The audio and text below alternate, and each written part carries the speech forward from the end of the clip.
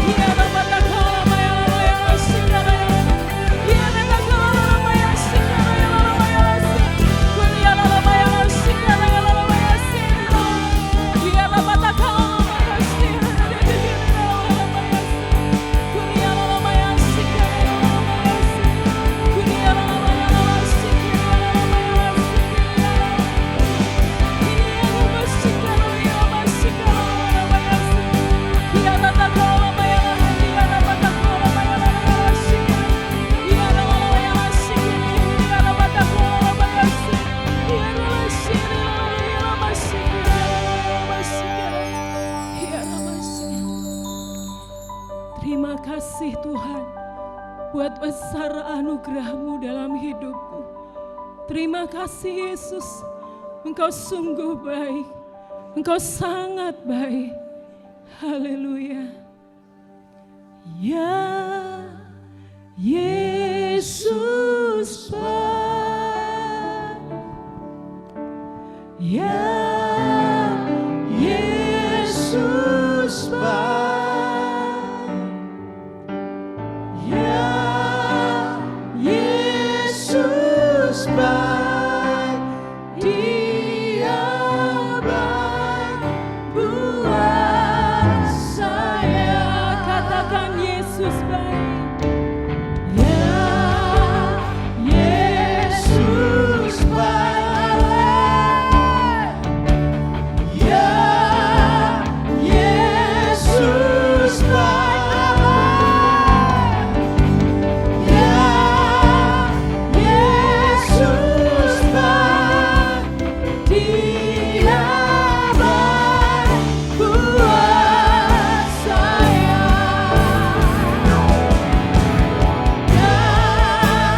Yesus baik, Dia baik, ya Yesus baik buat saya. Ya Yesus baik, Dia baik buat saya. Dia baik buat saya. Dia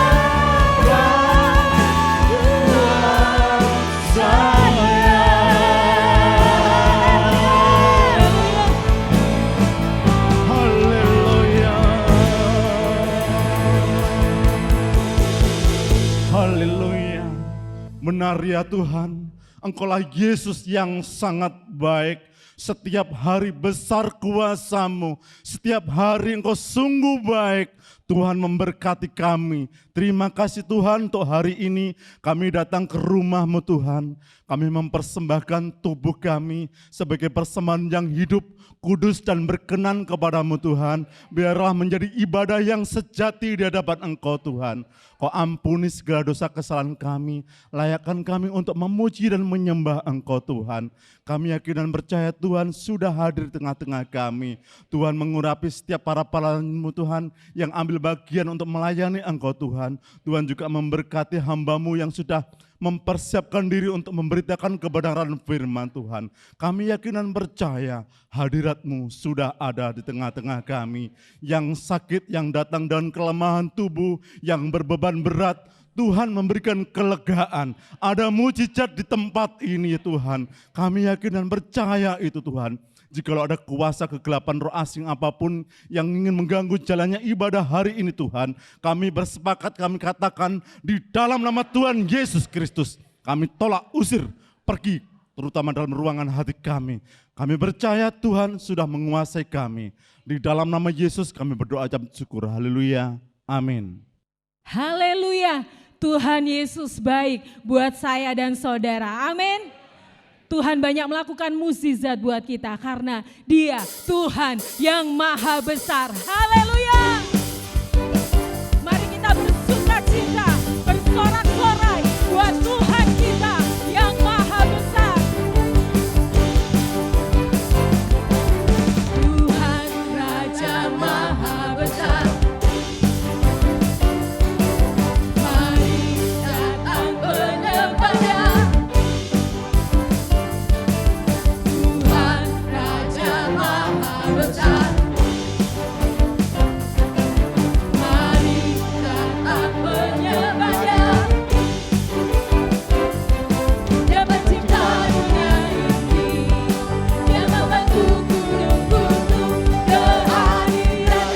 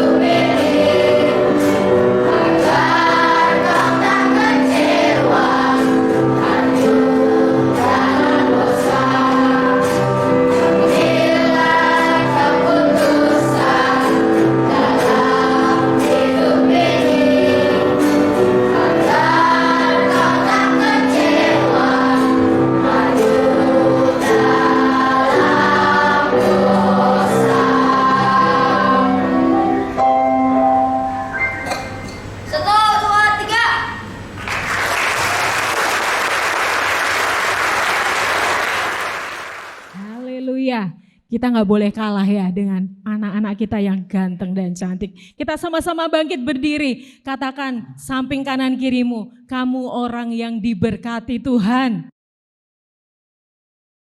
Tuhan sanggup melimpahkan berkat-Nya buat saya dan saudara dengan limpahnya.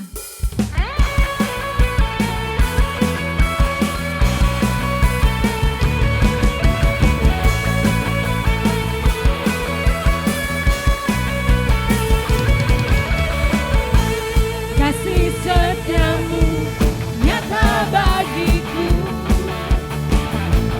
nikmat kebajikan tersedia bagiku. Sebab Allah sanggup limpahkan segalanya, dan anugerahnya sangat besar bagiku. Aku diberkati, aku dilimpahi, karena Allah sanggup untuk menyediakan. Aku diberkati, aku dilimpahi, atas sempurna anugerah Tuhan bagiku.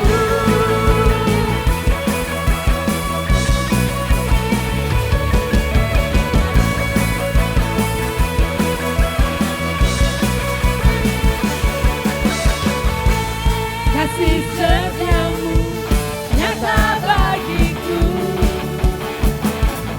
nikmat kebajikan tersedia bagiku. Sebab Allah sanggup limpahkan segalanya, dan anugerahnya sangat besar bagiku. Aku diberkati, aku dilimpahi, karena Allah sanggup untuk menyediakan. Aku diberkati, aku dilimpahi, atas sempurna anugerah Tuhan bagiku.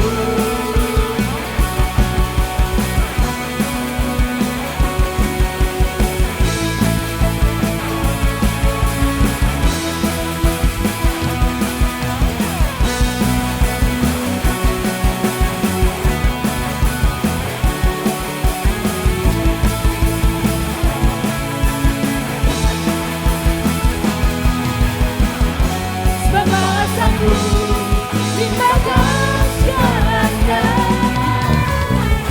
dan anugerahnya sangat besar bagiku. Sebab Allah sanggup limpahkan segalanya, dan anugerahnya sangat besar bagiku.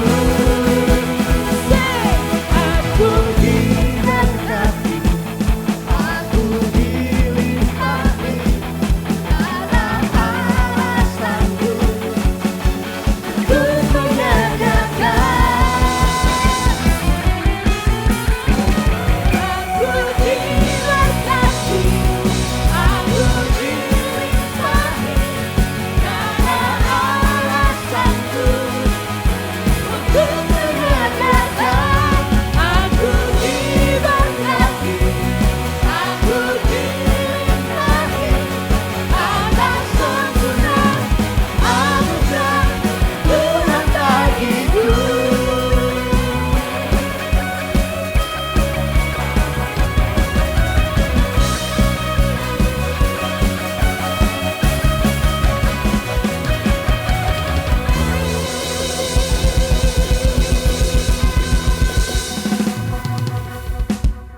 Haleluya. Mari kita datang kepada Tuhan dengan hati kita mengucap syukur buat setiap berkat Tuhan. Berkat kesehatan, berkat kekuatan, penyertaan Tuhan, pemeliharaan Tuhan yang tidak pernah habis dalam hidup kita. Haleluya.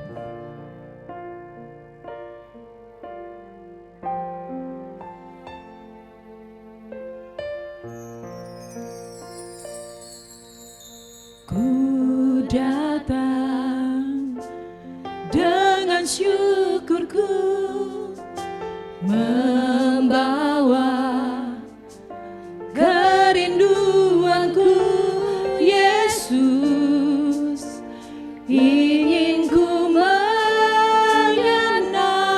belakangmu.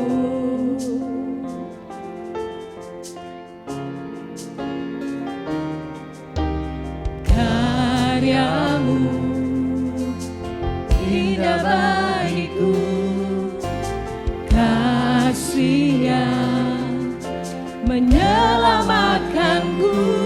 Yesus, inilah persembahanku. Kami bawa hati kami, Tuhan. Ku membawa hatiku, hanya Engkau di hidupku. Yesusku, Kau terindah, selamanya ku menyembah-Mu. Kami bawa hidup kami, Tuhan. Bawa inilah persembahanku, Tu Yesusku yang terindah, selamanya ku menyembah-Mu. Yesus.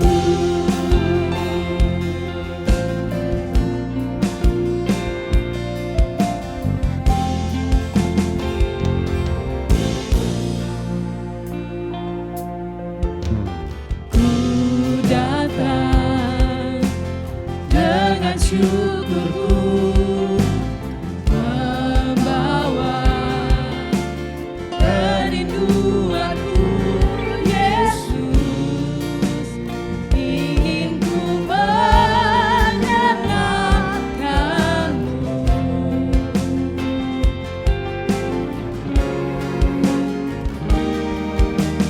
Karyamu indah bagiku, kasih yang menyelamatkanku. Yesus, inilah persembahanku.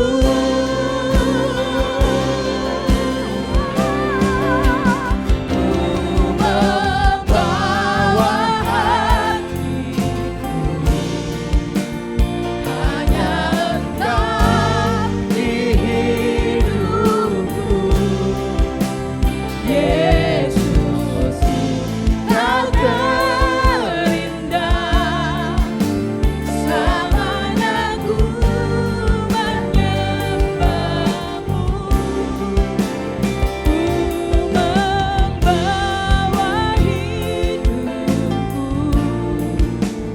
inilah persembahanku, untuk Yesus yang terindah, selamanya ku menyembah-Mu. Yesus. Haleluya. Shalom.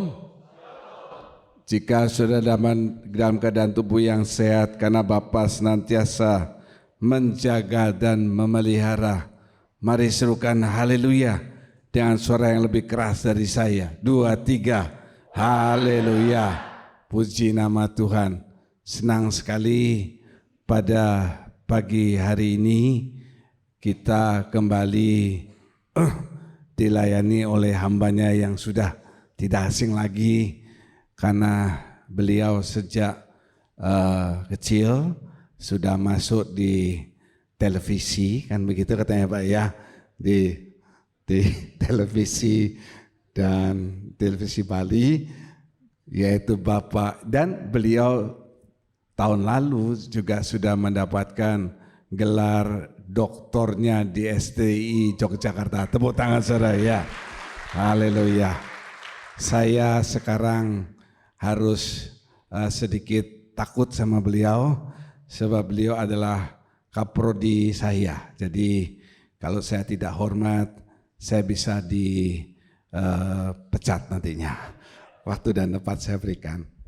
Shalom Bapak Ibu Saudara. Saya ingat WA Pak John selesai saya di wisuda dan saya masih simpan sampai sekarang. Beliau mengatakan, saya selalu ingat omongan salah satu dosen waktu S3 dulu. Kebanyakan pendeta yang sudah doktor, lalu jemaatnya malah makin berkurang dan tidak maju-maju gerejanya. Ini perjalanan saya dari Jogja ke Bali dan ini satu hal yang terus mengingatkan saya, Pak.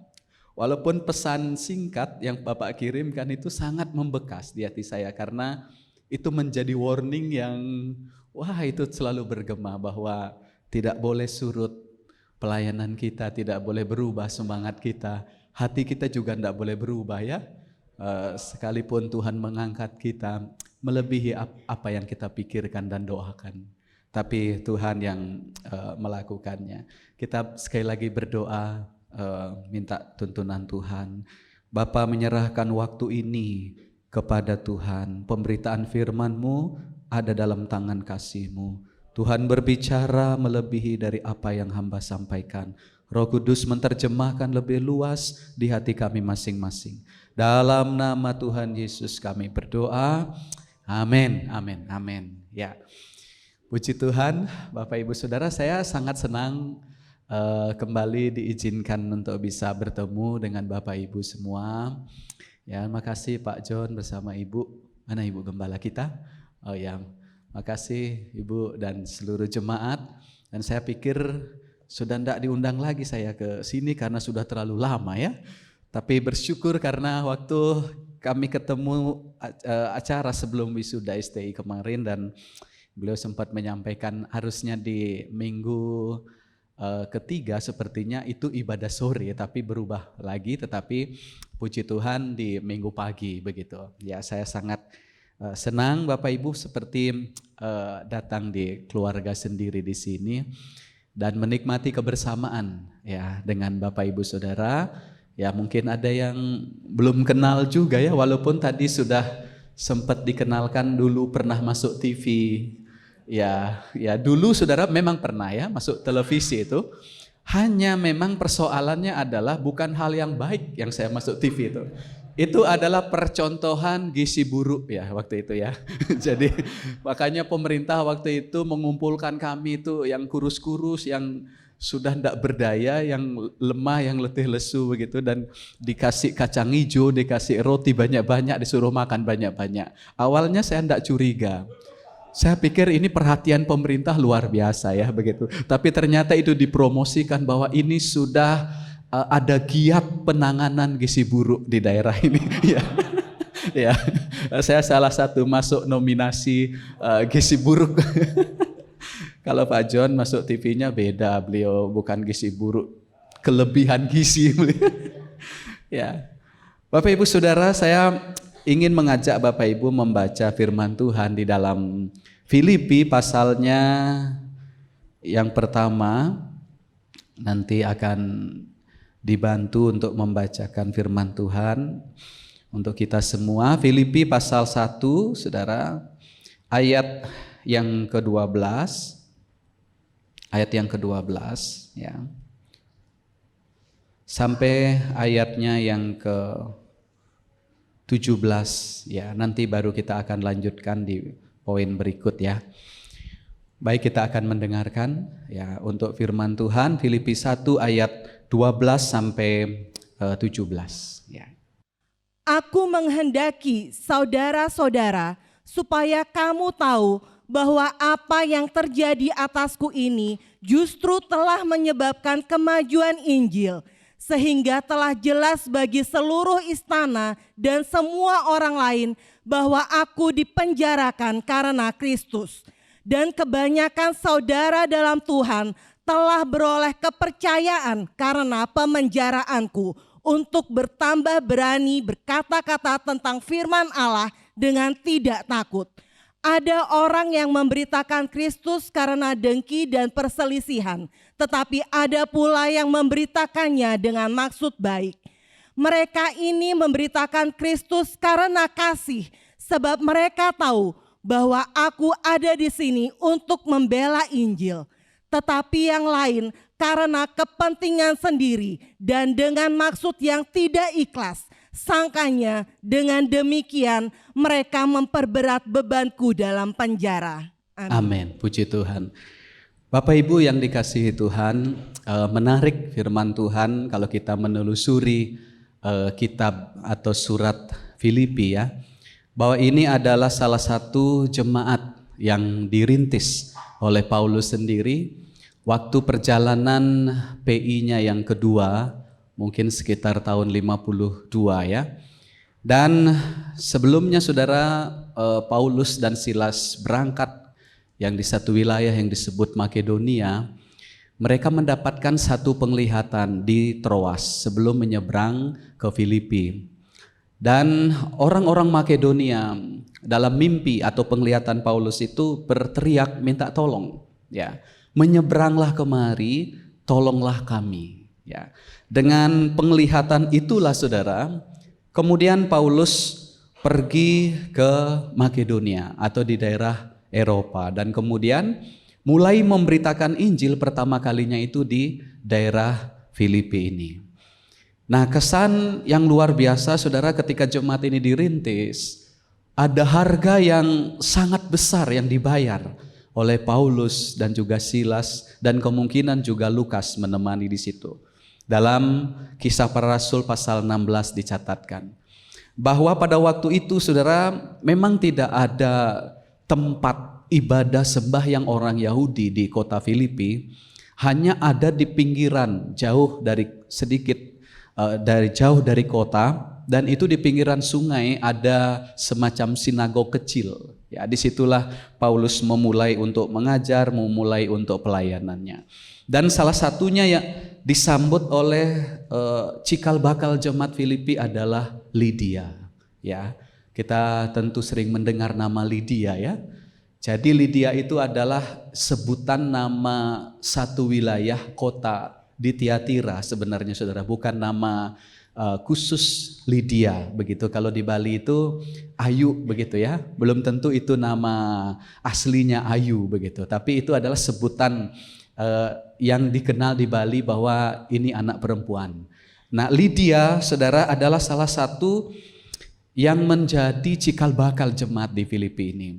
Dan kemudian saudara setelah itu ya Paulus penginjilan di kota itu, kemudian ada satu orang saudara wanita yang disebut ya perempuan budak Yunani, bagaimana dia ini mengikuti ya pelayanan Paulus dan dengan berteriak-teriak berseru bahwa ini adalah hamba Tuhan, ini adalah hamba Tuhan begitu. Nah, memang statement itu benar, tetapi ini bukan dari Tuhan dan itu sangat mengganggu ya pelayanan Paulus pada saat itu.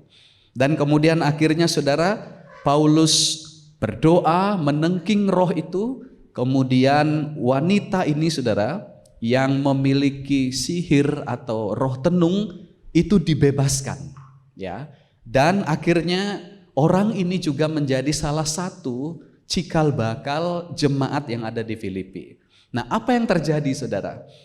Pekerjaan dari ya wanita ini adalah untuk membantu pengusaha-pengusaha di Filipi saudara untuk mendapat penghasilan yang besar, karena dengan roh tenungnya maka orang-orang ini memanfaatkan wanita ini untuk menjadi semacam pelaris begitu saudara.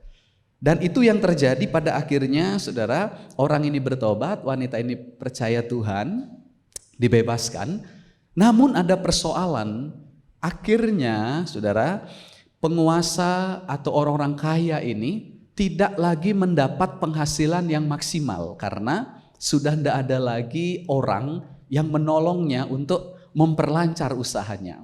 Marahlah orang-orang ini dan menimbulkan keributan saudara. Jadi mereka ini memprovokasi masyarakat di Filipi itu bahwa dengan satu alasan bahwa orang-orang ini sudah datang membawa adat istiadat di mana kita orang Roma tidak setuju dengan adat itu. Nah, gitu. Jadi timbullah huru-hara dan Paulus akhirnya dirajam batu, saudara. Kemudian didera, begitu.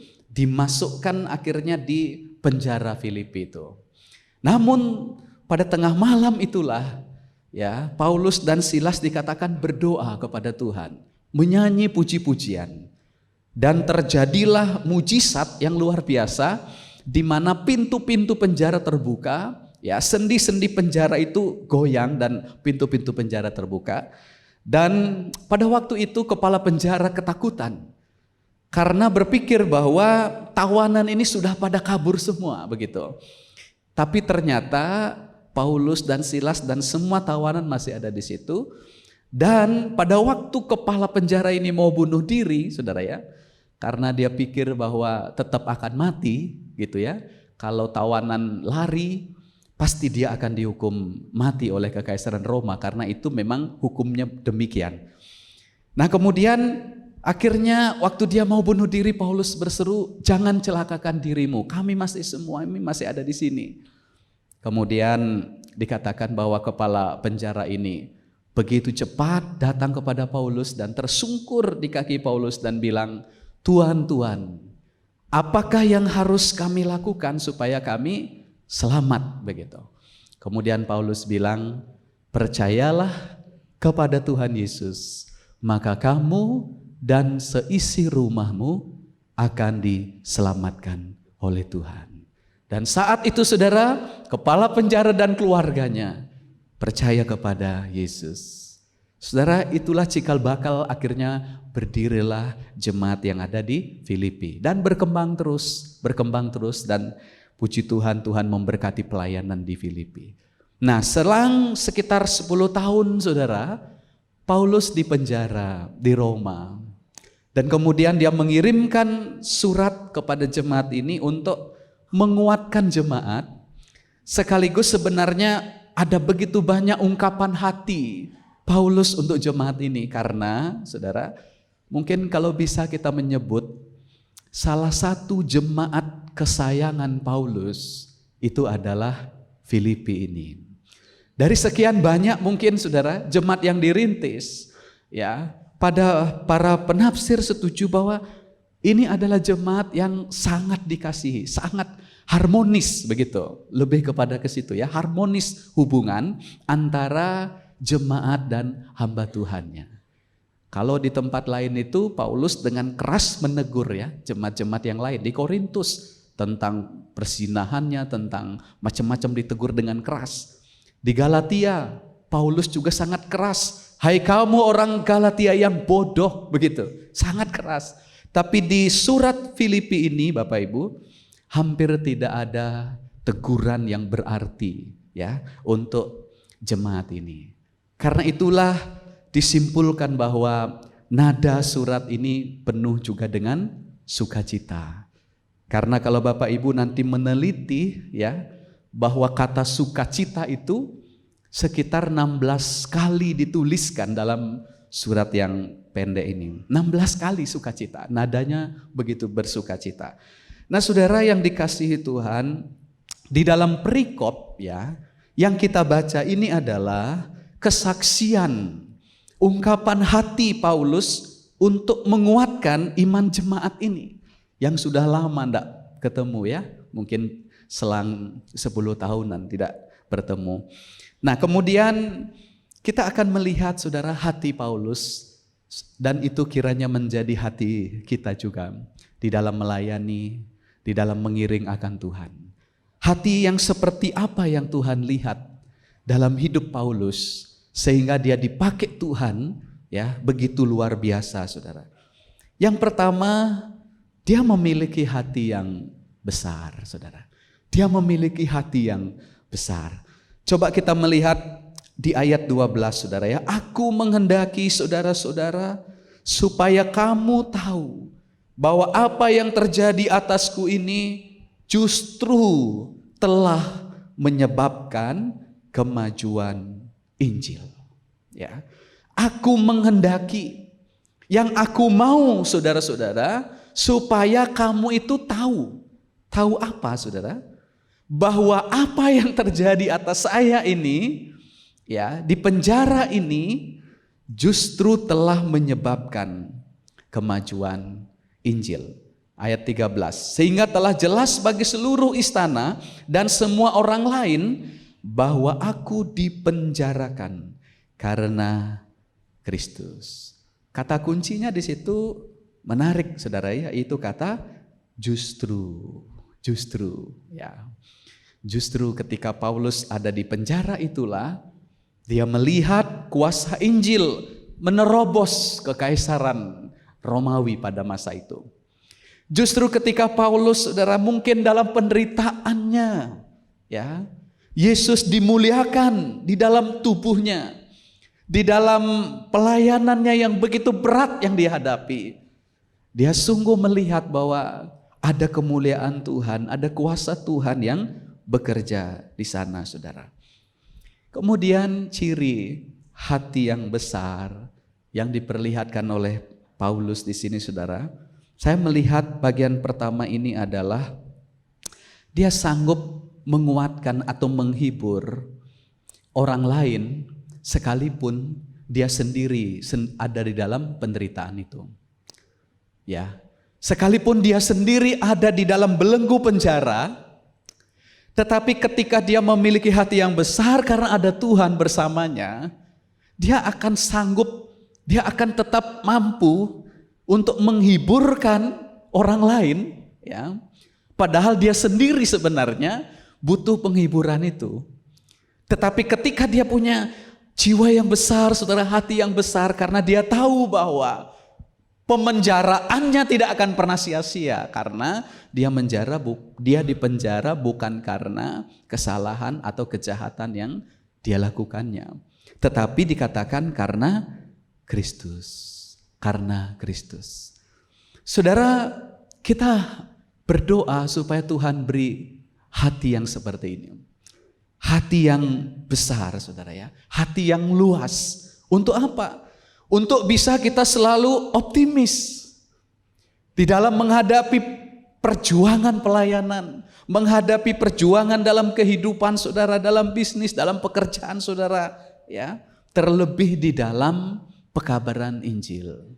Terlebih di dalam pekabaran Injil. Harus memiliki hati yang besar itu.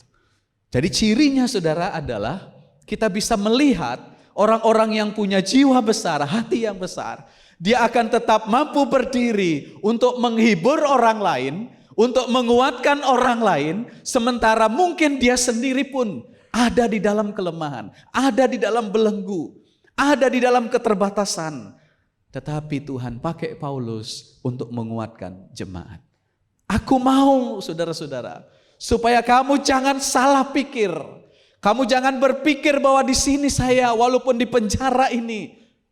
Jangan salah mengerti. Injil tidak dibendung. Injil tidak dibatasi. Justru ketika saya di penjara ini dikatakan Injil mendapat kemajuan. Menarik kata itu karena pakai prokope, itu artinya memapas untuk maju, saudara.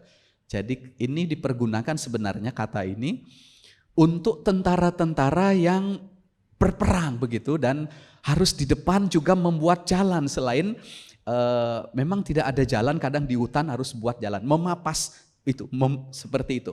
Jadi tangan kanan mungkin pegang parang untuk buat jalan, tangan kirinya itu siap senjatanya. Kata itu yang dipergunakan. Bahwa sekalipun dia dibelenggu ya, sekalipun dia ada di lingkaran penjara itu, dikatakan Injil mendapat kemajuan, menyebabkan kemajuan Injil.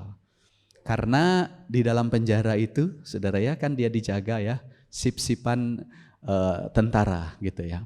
Kemudian tentunya Paulus memberitakan Injil kepada tentara-tentara Romawi yang menjaga pada masa itu.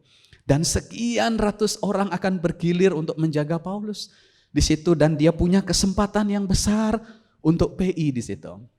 Ya, kemungkinan masih bisa ditemani oleh pelayan-pelayan, ataupun salah satunya adalah Epafroditus yang diutus oleh jemaat saudara mendampingi Paulus di penjara. Ya, tapi saya tidak fokus ke sana. Tapi hari ini saudara kita akan melihat bahwa kita di dalam perjuangan, pelayanan, saudara, di dalam kehidupan kita mengiring Tuhan, pesan Tuhan adalah miliki ini, hati yang besar, hati yang luas. Saya masih ingat satu peristiwa dulu, saudara, apakah saya sudah pernah cerita ini atau belum, tentang kami dulu itu dibagikan kupon oleh pemerintah kami di Pemogan karena mereka membangun pura dalam begitu ya. Mereka penggalian dana cukup besar dan kami ditodong lah begitu ya, karena pecalang, kalian dinas, kalian adat datang ke gereja langsung menyodorkan, Pak, tolong ambil bagian di dalam pembangunan pura. Kami ada kupon, ribuan kupon. Ya mungkin Bapak bisa ambil 100 kupon. Ya, ya langsung ditodong begitu. Terus saya bilang saya mau menolak, jadi tidak enak ya. Allah kita besar, ya kita punya dana untuk itu ya, 100 kupon gitu. Akhirnya saya bilang, Pak Dusun, ya bawa ke sini, pura-pura gitu juga saudara. Padahal ini kebanyakan ini kupon. Tidak apa-apa, niki siap mendukung gitu kan. Akhirnya kami beli 100 kupon. Kemudian saudara, waktu gilirannya itu memang ada hadiah ya, diundi. Karena menggiurkan juga rupanya, hadiah pertama itu adalah mobil Toyota Agya. Itu hadiah nomor satunya. Kemudian ada hadiah nomor 2-nya sepeda motor, mungkin 3 unit begitu. Kemudian ada TV dan seterusnya begitu. Nah, kami di samping mau menabur, ya, tetapi juga ya untung-untungan lah kalau dapat mobil satu kan, Agya gitu. Nyaingi Ibu Gembala di sini lah, ya, Agya. Wah, akhirnya udah kita ini saudara. Kemudian gilirannya sudah diundi, singkat saja saya ceritakan, diundi saudara. Dan saya bawa satu gepok kupon itu, waktu itu diundi di Puro Dalem di dekat kuburan. Dan satu-satunya pendeta hanya saya di situ yang ikut, yang ikut untuk mengawasi ini jalannya ini undian itu gitu. Saya lihat kiri kanan, apakah ada orang Kristen di sini, kan jadi malu kalau ada ya. Ini pendeta malam-malam ikut-ikutan ini kayak undian berhadiah gitu. Akhirnya waktu itu saya ikuti. Wah, dibacakanlah dari nomor yang dapat kipas angin. Jadi hadiah terendah dulu gitu. Hadiah terendah dulu. Terus saya sudah cek lagi, kan 100 kupon gampang ya, dicek begitu bahwa ini dari nomor sekian sampai nomor sekian. Kalau dia sebut pasti saya langsung maju itu. Ya, waktu itu akhirnya disebut, wah sekarang yang dapat kipas angin ini nomor sekian. Oh nggak dapat ini ya, tanya berdoa saja supaya siapa tahu dapat. Ya kemudian akhirnya dibacakan, diundi lagi yang dapat televisi dan yang lainnya. Kemudian berikutnya adalah yang tinggi juga adalah sepeda motor. Nah saya sudah mulai berdoa. Yang tadi nggak berdoa, nah sudah mulai berdoa ini ya. Ya dengan rasa malu sedikit dengan Tuhan tolong. ya walaupun sebenarnya kok motivasinya kok jelek sekali. Tapi mulai berdoa gitu ya. Akhirnya wah jantung saya juga mulai agak berbeda. Wah ini siapa tahu kalau dapat kan lumayan ya. Janganlah mobil gitu, sepeda motor aja. Nah ternyata saudara, waktu diundi itu, puji Tuhan, nggak dapat, ya, nggak dapat. Wah saya sudah menyerah, Tuhan, tolong hambamu ini, kok ini kayak bagaimana begitu. Nah kemudian yang ditunggu-tunggu terakhir, saudara, wah ini yang semua orang antusias, mobil Toyota Agya begitu. Kemudian saya mulai menambah doa saya, ya. Tuhan, kalau Tuhan memang izinkan ini untuk pelayanan pekerjaan Tuhan, ya, saya akan bawa khotbah di Pak John, ya, supaya enggak selalu bawa motor saya ke sini, tapi bawa Agya kan lumayan. Puji Tuhan, saudara, ya, waktu dibacakan kupon itu, waktu dibaca gitu dan waktu mereka bilang nomor lama gitu, nomor ini. Nah, puji Tuhan saudara. Enggak, ini serius Pak. Ini benar-benar kupon kami. Dari sekian nomor seri sampai sekian. Oh, saya lihat dulu kiri kanan memastikan. Ada yang maju enggak gitu. Ya. Akhirnya saya maju. Bawa segepok kupon itu. Wah, puji Tuhan dapat mobil. Wah, maju. Nah kemudian ketika sudah sampai di atas saudara. Saya periksa kuponnya. Ternyata nomor itu tidak ada saya bawa. Tidak ada. Loh, kenapa ini bisa hilang? Kemudian pecalang kumpul. Pak Gusti tiang bantu nih. Dicek lagi sama mereka. Pak dusunnya ada di situ juga menyaksikan. Benar, memang nomor serinya Pak Gusti ini ngambil 100 kupon itu memang dapat ini gitu. Tapi peraturannya kalau ndak bawa kupon tidak dapat hadiahnya itu. Wah, akhirnya saudara, hari itu saya patah semangat, enggak ketemu kuponnya. Berapa kali dibolak-balik, tetap nomor serinya enggak ada itu. Saya mulai coba teleponin jemaat satu-satu ini. Siapa yang bawa kupon? Karena ada yang beli juga kan jemaat begitu ngumpul di tempat kami di gereja begitu. Kemudian, oh puji Tuhan, ketemulah orangnya yang membeli 5 kupon jemaat kami. Dia membeli 5 kupon, salah satu nomor serinya ada di situ. Wah, saya senang sekali. Ayo, bawa cepat. Besok paling lambat ini karena ditunggu sekitar 15 hari itu. Kalau enggak hangus. Cepat bawa. Oke, Pak, kami bawa besok. Kemudian tengah malam dia info ke saya, saudara. Pak, dari 5 kupon, 4 yang ada, Pak. Saya sudah curiga ini. Maksudnya 4 ada. Nomor seri yang itu enggak ada Pak. Saya enggak tahu naruh di mana loh. Akhirnya saudara, saya tunggu 1 minggu. Cepat kamu cari, mungkin di bawah kasur, di toilet. Coba bongkar semua gitu. Enggak ada Pak. Sudah seminggu cari, akhirnya kami enggak ketemu. Saya bolak-balik ke pemerintah, negosiasi lagi, tolonglah ini sudah pasti. Tapi mereka karena peraturannya seperti itu, jadi tidak ada kuponnya, tidak ada juga barangnya. Tapi saudara, saya ditegur keras oleh Tuhan. Sangat ditegur oleh Tuhan. Waktu saya bolak-balik itu, Gusti, jelas sekali saudara. Kamu kehilangan 1 kupon ini. Kamu begitu panik. Tapi bagaimana kalau 1 jiwa yang hilang? Kamu panik tidak? Seperti itu tamparan sangat keras saudara. Wah saya minta ampun sama Tuhan. Ini Tuhan izinkan untuk spesial menegur saya. Dan itu berkatnya lebih daripada Agia itu saudara. Berkatnya lebih dari itu karena saya diingatkan bahwa 1 nilai ini pun penting, berharga. 1 kupon itu berharga, mobil luar biasa nilainya. Apalagi Tuhan templak saya. Bagaimana kalau ada 1 jiwa yang terhilang tapi kamu tidak mencarinya. Dan itu waduh saya ngeri saudara dengan teguran itu. Dan waktu tidak dapat kupon itu sampai akhirnya tanggal 15 kepala dusun telepon lagi, panitia telepon lagi, Pak Gusti ini sudah mau deket-deket ini, ayo coba usaha lagi cari Pak. Terus saya bilang, Pak saya enggak mau cari-cari itu lagi, sudah selesai sudah, kita persembahkan aja lah untuk akhirnya mobil itu dijual dan kemudian bisa memperbaiki puro begitu ya. Wah itu kita memberilah begitu ya. Dengan keikhlasan dan butuh apa tadi? Hati yang besar. Ya mungkin poinnya juga itu ya.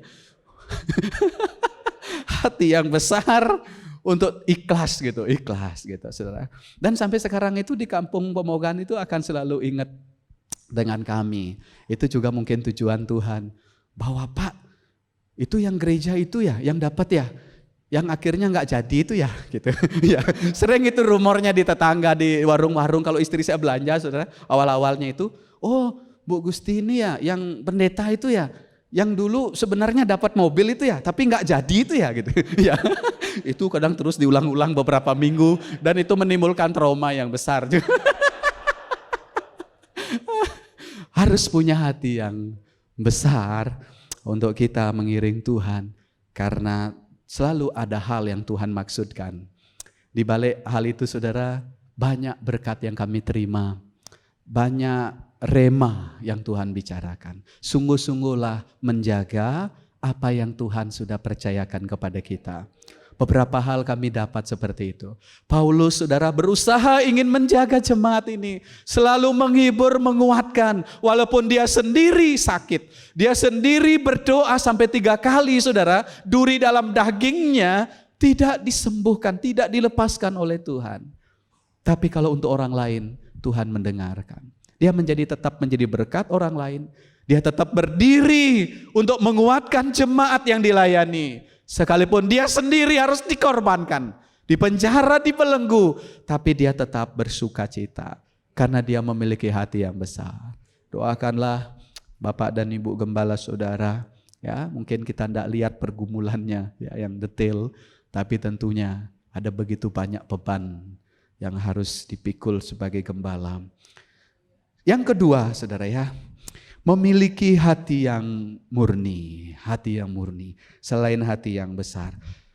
Kita akan membaca di ayatnya yang ke-15. Ada orang yang memberitakan Kristus karena dengki dan perselisihan, tetapi ada pula yang memberitakannya dengan maksud baik. Mereka ini memberitakan Kristus karena kasih, sebab mereka tahu bahwa aku ada di sini untuk membela Injil. Tetapi yang lain karena kepentingan sendiri dan dengan maksud yang tidak ikhlas. Sangkanya dengan demikian mereka memperberat bebanku dalam penjara. Saudara, persaingan yang tidak sehat dalam dunia pelayanan itu tidak hanya ada di sekarang, di zaman kita. Tetapi di zaman Rasul Paulus pun saudara ya, itu memang spirit itu sudah ada. Ya, bagaimana hamba Tuhan sekalipun tetap bisa memiliki motif yang tidak murni di dalam panggilannya. Dan karena itu saya selalu mengingat perenungan yang Pak John kirim kepada saya di WA kepada saya itu. Dan benar saudara, waktu pulang kami dari Jogja setelah 1 bulan mungkin ya, itu jemaat memang sempat agak goncang dalam pelayanan kami. Dan beberapa mengundurkan diri di dalam ibadah dalam pelayanan. Satu evangelis kami juga mengundurkan diri dari pelayanan. Dan saya merenung kembali apa yang salah dari pelayanan kami. Saya mengevaluasi yang pertama, selama saya disertasi, saya tidak fokus dengan jemaat. Saya mungkin kurang mendoakan mereka. Dan saya mengakui itu saudara. Saya minta ampun sama Tuhan. Saya minta tolong Tuhan pulihkan pelayanan kami. Yang kedua, mungkin ada hal-hal yang mereka merasa kurang diperhatikan dari sudut kami sebagai gembala mereka. Ya, ada beberapa dan saya tidak menyalahkan mereka. Mereka punya pilihan itu. Tapi yang saya sedih adalah mereka ini adalah dari awal saya melayani 10 tahun yang lalu. Mereka dari agama Marapu, mereka dari baca pun masih belum terlalu lancar. Saya ajar, saya latih mereka, saya bimbing, saya muridkan, bahkan menjadi evangelis. Sekarang kalau khotbah sangat baik, dia sangat bagus gitu, menyampaikan firman Tuhan. Saya melatih, itu yang saya sedih karena sudah bertahun-tahun kami bersama itu. Dan kemudian saya diingatkan, ya mungkin kalau domba, saya harus cari dengan sekuat tenaga. Tapi saya diingatkan tentang anak yang hilang. Kalau memang dia anak, dia akan tahu jalan pulang. Ya, saya tidak mencarinya, saya mendoakannya saudara. Saya mulai merenung apa yang Tuhan mau gitu. Sekali-sekali memang saya sempat WA, sempat ngubungi begitu. Dan dalam perjalanan itu mungkin sekitar setahun inilah. Saudara, tiba-tiba beberapa bulan lalu dia menghubungi saya. Dia datang ke pastori, dia benar-benar dengan babak belur. Dengan kehidupan di luar dia bilang, Pak, saya begitu jatuh dalam dosa. Saya begitu hancur di luar. Karena awal saya keluar dari sini mau mencari gereja yang ideal, yang sempurna. Ternyata saya tidak menemukan di luar pun. Tidak ada gereja yang sempurna. Dan dia banyak cerita bahwa begitu jatuh terlalu dalam sampai ke hal dosa-dosa yang begitu merusak dalam rumah tangga mereka. Dan kemudian dia minta maaf dan semua, dan akhirnya saya bilang, ya saya tahu kamu anak akan tahu jalan pulang. Kemudian saya bilang, sekarang ya silahkan kami menyambut kalian dengan penuh sukacita. Beberapa waktu lalu dia sampaikan juga di gereja, dia minta maaf dengan semua yang dilakukan. Dan beberapa jemaat yang diajak dulu keluar, saudara, semua balik ke kami sekarang ini. Ya, puji Tuhan, itu juga meneguhkan bahwa benar saya sudah minta ampun sama Tuhan, ya, dan Tuhan memulihkan keadaan itu. Ya, tapi kalau saya berkeras ya, saya tidak merasa salah, saya tidak evaluasi diri, ya mungkin masih lama prosesnya, mereka akan kembali. Tapi saya dengan cepat, saudara, tunduk di hadapan Tuhan, menyadari benar bahwa disertasi mengubah banyak hal. Waktu saya berkurang dengan jemaat, tapi setelah itu saya pulihkan lagi, saudara. Saya mulai melihat Paulus bagaimana sesibuk apapun dia, di penjara sekalipun, tidak kurang perhatiannya untuk jemaat yang dilayaninya. Saudara, itu yang mengharukan sehingga Paulus merasa bahwa dia harus memberi kesaksian bahwa ada orang-orang yang akan melukai, ada orang-orang yang mungkin begitu dekat dengan dia, tetapi memiliki motivasi yang tidak baik. Tetapi di depan Paulus, ya, mungkin bisa berlagak begitu baik. Tetapi ketika Paulus di penjara, kelihatan aslinya. Bahwa orang-orang ini memiliki motivasi supaya mereka yang diakui, Paulus sekarang menderita dan kapasitas Paulus menurun, tetapi pamor mereka mulai naik. Dan itu yang Paulus katakan, saudara. Ya, karena kepentingan sendiri pelayanan mereka, kemudian dengan maksud yang tidak ikhlas, tidak tulus begitu. Dan dia menyebut begini, sangkanya dengan demikian mereka memperberat bebanku dalam penjara. Kalau pesaing-pesaing Paulus ini dalam pelayanan berpikir bahwa Paulus, kamu sekarang pamormu sudah turun, kamu sekarang sudah tidak layak, kamu sudah matilah pelayananmu. The end pelayananmu. Biarlah kami ini yang mendapat nama itu. Jangan berpikir bahwa kamu berkata demikian memperberat beban saya di penjara. Itu respon Paulus. Jangan berpikir demikian. Jangan, walaupun kamu mungkin hebat di luar sana, silakan. Bagi saya tetap harus murni di dalam pelayanan itu. Ayat 18, saudara, kita langsung dengan cepat melihat respon Paulus ya. Tetapi tidak mengapa ya, sebab bagaimanapun juga Kristus diberitakan, baik dengan maksud palsu maupun dengan jujur. Tentang hal itu aku saudara? Bersuka cita, dan aku akan tetap bersuka cita. Entahkah kamu iri dalam pelayanan sama saya, entahkah kamu memiliki motivasi yang tidak benar dalam pelayanan. Itu urusanmu dengan Tuhan. Bagi saya tidak mengapa. Saya harus tetap menjaga hati yang ikhlas itu, yang tulus itu untuk melayani Tuhan. Saudara, tidak bisa kita pungkiri bahwa tidak selamanya semua orang kita bisa memuaskan mereka. Memang akan ada yang mungkin merasa terabaikan atau merasa tersaingi dan seterusnya, saudara. Tetapi menjagalah hati untuk tetap murni saja. Kalau Paulus bilang tidak mengapa, it's okay. Ya. Itu urusanmu dengan Tuhan. Tetapi saudara, karena Paulus ini hatinya murni, dia malah bilang begini kan, yang penting Kristus diberitakan. Itu poinnya. Entahkah urusanmu nanti tidak murni atau tidak, itu urusanmu. Tetapi ya Kristus diberitakan. Orang yang punya hati yang murni, saudara, cirinya adalah hatinya itu, fokusnya itu kepada Yesus ya, kepada Tuhan.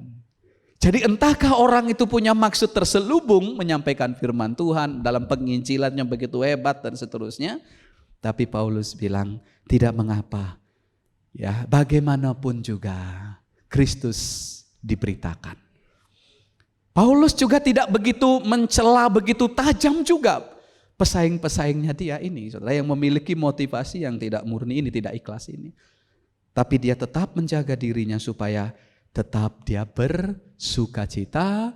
Di dalam hal itu aku akan tetap bersukacita. Saudara, entahkah ada orang yang mendukung saudara, entahkah ada orang yang mensupport saudara atau tidak, jangan mengubah hatimu, tetap murni di hadapan Tuhan. Entahkah ada yang mencela saudara, entahkah ada yang menghina saudara, entahkah ada yang mensupport saudara, sama saja, hatimu harus tetap lurus saja. Orang memuji, saudara tidak besar kepala. Orang menghina saudara, tidak saudara down. Tapi tetap saja, biasa saja. Hati itu harus murni di hadapan Tuhan, saudara. Jadi bukan untuk kepentingan sendiri pelayanan itu, tetapi murni untuk kepentingan kerajaan Bapa di surga, ya, demi kerajaan Bapa di surga. Nah, yang terakhir Bapak Ibu, selain memiliki hati yang besar, yang kedua kita harus memiliki hati yang murni, dan yang ketiga adalah memiliki hati yang berserah kepada Tuhan. Nah, saya mengundang Ibu sekali lagi membaca di ayat 21. Ya, ayat yang ke-21. Karena bagiku hidup adalah Kristus dan mati adalah keuntungan. Amin. Ya. Ini statement yang luar biasa yang sering kita dengar, saudara. Kalau kita disuruh memilih pagi ini, ya, apakah bagi kita itu hidup adalah Kristus atau memilih mati adalah keuntungan? Kira-kira kalau boleh milih, saudara, yang mana mau dipilih? Hidup bagi Kristus, yang sebelah kanan saya, mati bagi Kristus atau hidup bagi Kristus? Ya, agak ragu-ragu ya. Hidup ya, hidup bagi Kristus. Yang di tengah mungkin? Yang lainnya mati ya, bagi Kristus ya. Ya. Yang di sebelah kiri mungkin Bapak? Oh, hidup. Yang di depan ini hidup bagi Kristus. Yang di belakang mati bagi Kristus ya. Ya, saudara, kita mungkin bisa ada pilihan itu. Tapi kalau kita melihat Paulus, saudara, ayat 22 Ibu, tolong dibacakan ya. Tetapi jika aku harus hidup di dunia ini, itu berarti bagiku bekerja memberi buah. Jadi mana yang harus kupilih? Aku tidak tahu. Ya, Paulus bilang apa? Yang mana yang harus kupilih? Aku tidak tahu. Ya, jadi kita lebih hebat dari Paulus ya, bisa memilih yang mana gitu ya. Ya, ya. Tadi ada yang milih hidup, ada yang milih mati juga. Walaupun tidak bilang ya, walaupun tidak menyebutkan, saya tahu saudara banyak yang memilih. Kalau banyak cicilan, banyak utang, banyak masalah, ya, memilih mati, bertemu dengan Tuhan di surga. Ya, walaupun tidak menyampaikan, tapi kita bisa tahu ya dari hati ke hati. Ya, saudara, hati yang percaya, hati yang berserah, itu yang Paulus miliki, saudara. Entahkah Tuhan izinkan dia harus cepat untuk datang ke Bapa di surga untuk bertemu dengan Tuhan, itu adalah satu keuntungan. Mati bagi dia adalah keuntungan itu. Jadi tidak ada nilai yang melebihi dari itu. Kalau bisa dicek ya, dari semua yang Paulus sudah lakukan, pemberitaan firman sudah maksimal, semua pelayanannya dalam suratnya di Timotius, saudara, dia sudah mengatakan itu. Aku telah mengakhiri pertandingan yang baik, aku telah mencapai garis akhir, aku telah memelihara iman. Jadi kalaupun mati, berani dipastikan itu adalah satu keuntungan yang begitu besar nilainya, tak terhingga itu. Dia begitu senang, sukacita begitu. Tetapi saudara, Kalaupun Tuhan izinkan dia masih hidup, berarti Tuhan tidak menyia-nyiakan kasih karunia-Nya dalam kehidupan Paulus. Berarti dia harus bekerja memberi buah, saudara ya. Untuk apa buah? Buah itu adalah terkait jiwa-jiwa. Memang ada 5 buah, nanti dalam konteks yang lain kita akan merenungkan. Tapi salah satu buah yang memuliakan Tuhan adalah kembalinya jiwa sesat datang kepada Tuhan. Ya, saudara, di dalam bagian ini Paulus menyebut, bagiku, aku berserah kepada Tuhan. Walaupun penjara begitu membelenggu, tidak masalah. Walaupun akan semakin dekat masa eksekusi, tidak masalah bagi saya. Tapi kalau Tuhan izinkan saya masih ada, masih hidup, berarti itu menjadi satu keharusan. Suatu keharusan, tidak ada pilihan lain. Hanya 2 saja. Kalau mati, keuntung. Hidup berarti bukan untuk yang lain. Hidup berarti untuk memberi buah, yaitu memuliakan nama Tuhan. Nah, perhatikan ayat 24. Tetapi lebih perlu ya untuk tinggal di dunia ini karena kamu. Mungkin di ayat 23 dulu ya. Aku didesak dari 2 pihak. Aku ingin pergi ya. Dia ingin pergi, saudara. Dia ingin pergi dan diam bersama-sama dengan Kristus. Dia menekankan lagi, itu memang jauh lebih baik. Jauh lebih baik. Ya, enggak perlu hadapi karam kapal, enggak perlu hadapi aniaya, jauh lebih baik. Itu. Kalau pergi, ya, itu keuntungan yang begitu tak terhingga itu. Dan ayat 24, tetapi kalau ditanya dari sudut perlu yang mana? Bagi saya naik ke surga atau mati ketemu Tuhan, secara pribadi saya jauh lebih untung itu. Secara pribadi kepentingan saya sendiri, saya pasti jauh lebih baik itu. Tapi kalaupun Tuhan izinkan hidup, berarti ada kebergunaan untuk melayani kamu, jemaat Filipin. Kalau Bapak Ibu dan saya diizinkan Tuhan masih hidup, tidak ada hidup untuk diri sendiri lagi sebenarnya ya. Kalau kita melihat tokoh-tokoh Alkitab. Tetapi bagaimana hidup kita diselaraskan untuk mencapai tujuan Tuhan yang mulia di dalam kehidupan kita. Berbuah bagi Tuhan menuju kepada kemuliaan Tuhan itu, saudara. Aku tidak tahu yang mana aku harus pilih. Aku didesak dari 2 pihak, sama-sama baik. Tetapi kalau ditanya, menurut kamu Paulus, yang lebih penting, yang lebih berguna, yang lebih perlu yang mana? Pasti dia jawab, saya ingin lagi untuk ada bersama-sama dengan kamu dan mengunjungi kamu. Ayat 25, dan dalam keyakinan ini tahulah aku akan tinggal dan akan bersama-sama lagi dengan kamu sekalian. Supaya kamu makin maju dan bersukacita dalam iman. Itu tujuan, keinginan hati saya. Kata Paulus, supaya kamu maju imanmu gitu. Dan dalam keyakinan ini aku tahu aku akan datang lagi mengunjungi. Banyak penafsir setuju bahwa sejenak Paulus, saudara, diizinkan bebas untuk sementara waktu oleh kekaisaran Romawi untuk kembali mengunjungi jemaat-jemaat. Salah satunya dia memiliki kesempatan kembali ya untuk mengunjungi jemaat ini sekali lagi. Nah, setelah itu baru eksekusi terakhir ke Roma lagi dipanggil dan kemudian dieksekusi mati. Surat terakhirnya adalah surat 2 Timotius. Ya, kalau kita melihat perjuangan itu, saudara, ada satu keyakinan, kebanggaan, sukacita bagi Paulus untuk menjadi berkat bagi orang lain. Berserah satu sisi adalah mengorbankan, menyalibkan keinginan daging demi pekerjaan Tuhan. Kemudian yang kedua, berserah artinya bahwa hidup saya ini selagi ada dipakai Tuhan untuk melayani pekerjaan Tuhan. Biarlah kita semua memiliki hati yang berserah tentang pemeliharaan, tentang makan minum, saudara, tentang hal yang lainnya. Itu sudah pasti bagi orang percaya. Sekarang penyerahan hidup kita adalah pengabdian saudara kepada Tuhan. Penyerahan hidup saudara adalah kehidupan sepenuhnya dipakai Tuhan untuk membawa buah, memberi buah bagi pekerjaan Tuhan. Cari dulu kerajaan Allah, itu sudah jelas ya, itu final. Cari dulu kerajaan Allah dan semuanya ditambahkan. Tapi fokus kita adalah berbuah ya bagi Tuhan. Memilikilah hati yang berserah, saudara. Puji Tuhan, saya tidak berpanjang firman Tuhan ini, tapi saya ingin menyimpulkan saja. Ada 3 hal penting ya yang kita bisa belajar, saudara, dari apa yang kita perenungkan pada hari ini. Yang pertama, milikilah hati yang besar. Seberapa berat pun peristiwa yang kita alami. Waktu goncang jemaat yang kami layani itu, ada beberapa pengurus gereja, teman-teman pelayan datang menguatkan.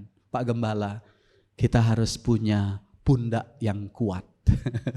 Itu melegakan, menguatkan saya. Harus sebagai gembala apalagi harus punya pundak yang kuat untuk menanggung semuanya. Terus saya bilang, siap. Kemudian saudara yang kedua, milikilah hati yang murni itu ya. Jangan berubah, jangan berubah. Makanya saya sampai sekarang simpen kata-katanya Pak John. Itu menjadi rambu-rambu buat saya dan sangat diberkati. Dan kemudian dalam perjalanan pulang, di lewat tol, nyetir, saya selalu mengingat bahwa pencapaian apapun tidak akan pernah menjadi satu kebanggaan selain hanya Tuhan yang dibanggakan. Selain hanya Tuhan yang dipermuliakan. Pencapaian apapun, saudara, Paulus kurang apa kan? Kalau dibilang sarjana teologi, doktor teologi malah melebihi dari itu ya. Tapi kalaupun Tuhan izinkan memang harus dalam lingkungan penjara, harus tetap berdiri untuk menguatkan orang-orang lain, sementara dia sendiri butuh dikuatkan. Itulah kemenangan ya, itulah kemenangan. Ketika Bapak Ibu masih bisa berdiri, mendoakan orang yang melukaimu, itulah kemenangan kan? Itulah kemenangan. Saudara masih bisa berdiri mendoakannya, berdoa syafaat bagi mereka yang mungkin acuh tak acuh. Mereka yang mungkin dari belakang tidak cocok dengan saudara. Tapi saudara tetap berdiri untuk mereka. Untuk tetap sabar, memiliki hati yang besar. Pasti Tuhan memperhitungkan semuanya. Ya, miliki hati yang murni dan tetap berserah kepada Tuhan. Mari kita berdoa, mengucap syukur Bapak Ibu. Dalam lemahku ku perlukanmu,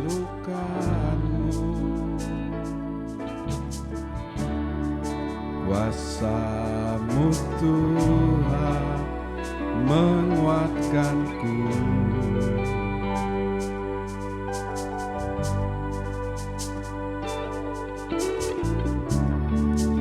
Hanya padamu ku naikkan doaku, ubah hatiku, berikan damai-Mu.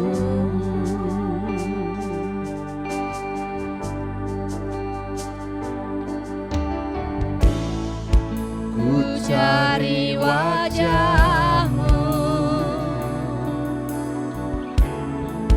ku bersujud dan ku mengangkat tanganku. Ku percaya semua rancangan-Mu,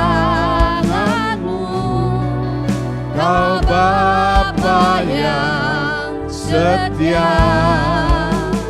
Ku serahkan segenap hidupku, Kau kan menopangku.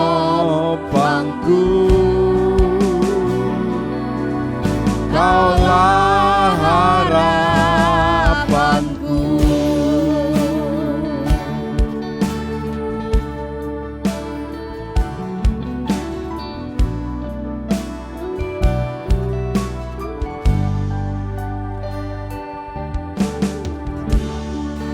Dalam lemahku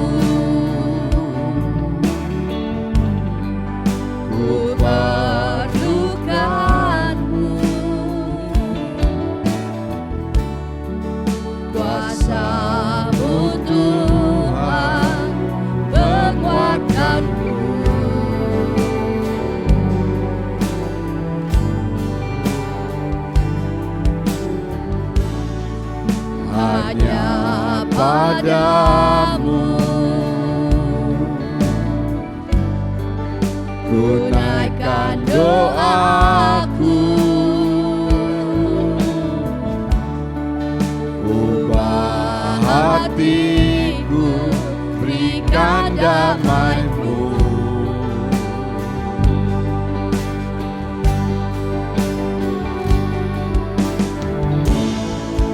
Ku cari wajah-Mu, ku bersujud dan ku mengangkat tanganku. Ku percaya semua rancangan-Mu, Kau Bapa yang setia. Ku serahkan segenap hidupku, Kau kan menopangku.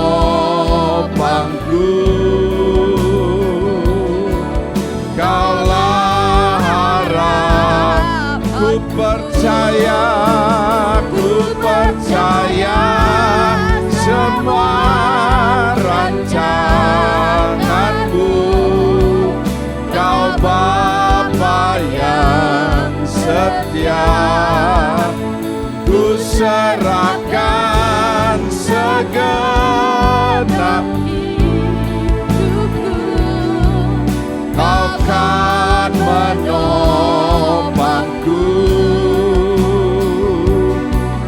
Kaulah harapanku.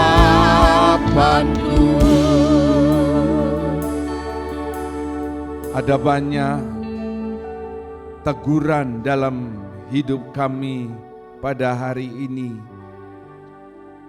di mana kami bisa banyak belajar dari seorang yang bernama Rasul Paulus. Dalam tekanan, dalam masalah, problema, bahkan dalam penjara, justru dia bisa bersyukur. Dengan melihat keadaannya seperti itu, malah dia bisa menjadi berkat. Ajar kami Tuhan dalam hidup ini, kalau menghadapi masalah problema apapun, tidak banyak mengeluh, tidak banyak cerita ke kiri ke kanan, tetapi kami berteriak kepada Bapa di surga, dan bahkan supaya kami bisa menjadi berkat di dalam masalah kami. Ubah hidup kami supaya kami bukan hanya mendengar, menjadi pendengar yang baik, tetapi kami juga terutama menjadi pelaku firman. Memberkati hamba-Mu yang sudah memberitakan firman Tuhan dalam keluarganya, dalam pelayanannya, dalam tugas-tugasnya sebagai dosen. Tuhan tambahkan hikmat, dan kemanapun dia pergi, Tuhan memakai hidupnya. Terima kasih, segala puji dan syukur kami naikkan dalam nama Tuhan Yesus. Semua orang mengasihi Tuhan, mari dengan amin. Terima kasih, silakan duduk. Mari kita mengedangkan kedua tangan dan mengangkat wajah, karena kami percaya pada saat-saat ini tingkap-tingkap surga sedang terbuka, dan Kau memandang kami dengan wajah kasih-Mu untuk mencurahkan berkat-berkat yang kami butuhkan dalam setiap aspek kehidupan kami. Berkati setiap persembahan yang sudah diberikan. Terima kasih untuk pelayan Kemah Suci hari ini, anugerah Tuhan ditambahkan dalam kehidupan mereka. Setiap tangan memberikan persembahan kudus, tanda ketaatan mereka dari perkara firman Tuhan yang paling sederhana. Sebaliknya, yakini bahwa janji-janji Tuhan yang begitu banyak dan luar biasa pasti akan digenapkan dalam kehidupan-Mu. Terima kasih, kami mengingat Ibu Rosalina Joko yang hari ini ada di rumah sakit untuk kemoterapi, dan kemarin lusa juga sudah mengalami transfusi darah. Tuhan menolong, dan kami percaya nanti akan mendapatkan kesembuhan dari penyakit kankernya. Kami juga berdoa untuk anak-Mu Daniel Mansur yang mengalami kecelakaan, biarlah dia boleh merenungkan kembali akan betapa besar kasih Tuhan terhadap kehidupannya. dan beristirahat di rumah. Dan semua di tempat ini maupun yang mendengarkan melalui YouTube atau First Media Televisi yang dalam keadaan tubuh yang kurang sehat, Tuhanlah penyembuhmu. Yang dalam keadaan masalah, Tuhan lebih besar dari masalahmu. Yang dalam keadaan susah, letih dan beban berat, Tuhan berkata, datanglah kepadaku, aku akan memberi penghiburan dan kelegaan. Pada akhirnya saudara-saudara yang kekasih, Tuhan memberkati engkau, Tuhan melindungi engkau, Tuhan menyinari engkau dengan wajah-Nya, Tuhan memberi engkau kasih karunia, Tuhan sedang menghadapkan wajah kepadamu untuk mencurahkan damai sejahtera. Segala puji dan syukur kami naikkan dalam namanya Tuhan Yesus Kristus. Kami berdoa dan mengucap syukur. Haleluya.